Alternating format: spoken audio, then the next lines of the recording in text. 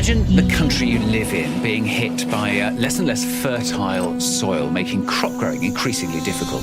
Sandstorm conditions prevail in the Indian capital, and now there are fears of early desertification of the region. Desertification and erosion are both concerns. Soil is the habitat upon which zillions of lives thrive. Because of that thriving life, everything grows. We eat food, other animals grow, everything happens because soil is rich. Once there is no richness in soil, then you have forsaken the planet in many ways.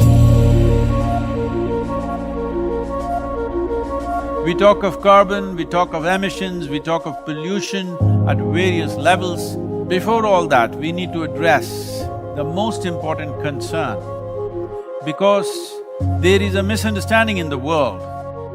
There is a campaign to project civic issues as environmental issues. Right now, if plastic bags are floating around in New York City, this is not an ecological issue, this is a civic issue. If our rivers are polluted, this can be fixed. In 1 or 2 years, if you set up the necessary purification plants and enforce the law, these are civic issues which can be fixed with a little bit of law enforcement and awareness. But the real issue is soil. The United Nations agencies with enough scientific data, they're clearly saying that we have soil, agricultural soil for another 80 to 100 crops on the planet. This is 45 to 60 years is what we have agricultural soil. We are calling this as soil extinction. You've heard of dinosaurs going extinct, you have heard of dodos going extinct, but this is soil extinction is what we are looking at. The real problem is soil extinction because in the last 30 years, 80% of the biomass insects have disappeared from the planet, 80%. This is a suicide, this is a real suicide. So in 45 years' time or 50 years' time, there will be serious food crisis on the planet, it's inevitable. When food crisis comes, well, whoever has the biggest guns will come and take the food. And the chaos and the suffering that we will create for populations around the world is unimaginable. Don't think only the poor people will die. They will kill the rich and rich will die. So this is not to paint a dark picture. This is a reality which has happened many times in our history, and once again it is being predicted by top scientists in the world. So what are we going to do?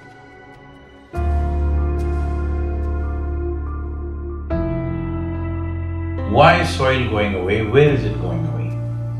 See, what is sand becomes soil if you add organic content to it. What is soil becomes sand if you take away all the organic content from it. If you go into a rainforest, the organic content in the soil will be over 70%. In normal agricultural soil, the minimum organic content that has to be there to call soil soil is 3 to 6%. 3% is the most minimum. But today, for example, in India, 62% of India's soil, the organic content is 0.5% or below that. So literally we are on the verge of desertification. This is across the world, this is not in one country. In United States, the way the land has been used in terms of herbicides, weedicides, pesticides, well, we need to understand nearly 82 to 86% of biodiversity is within the first 12 inches of topsoil.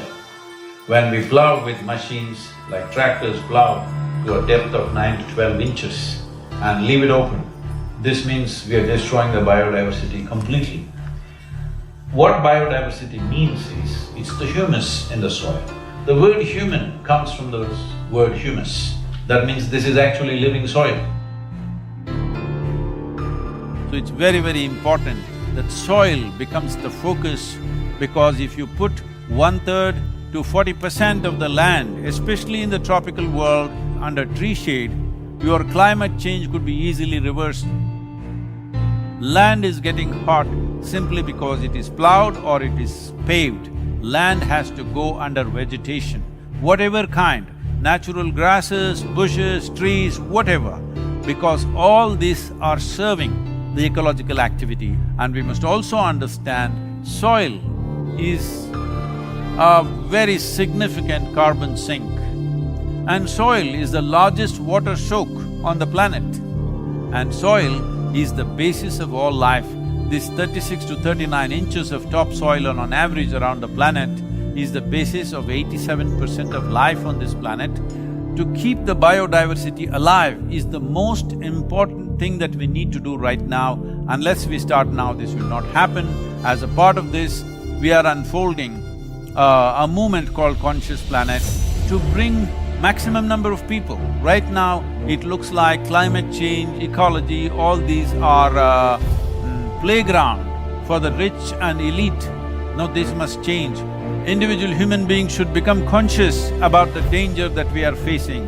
Ecological issues must become election issues, and political parties must give significance to ecological issues in their manifestos. Governments must be elected for their concern for ecological issues. This needs to happen.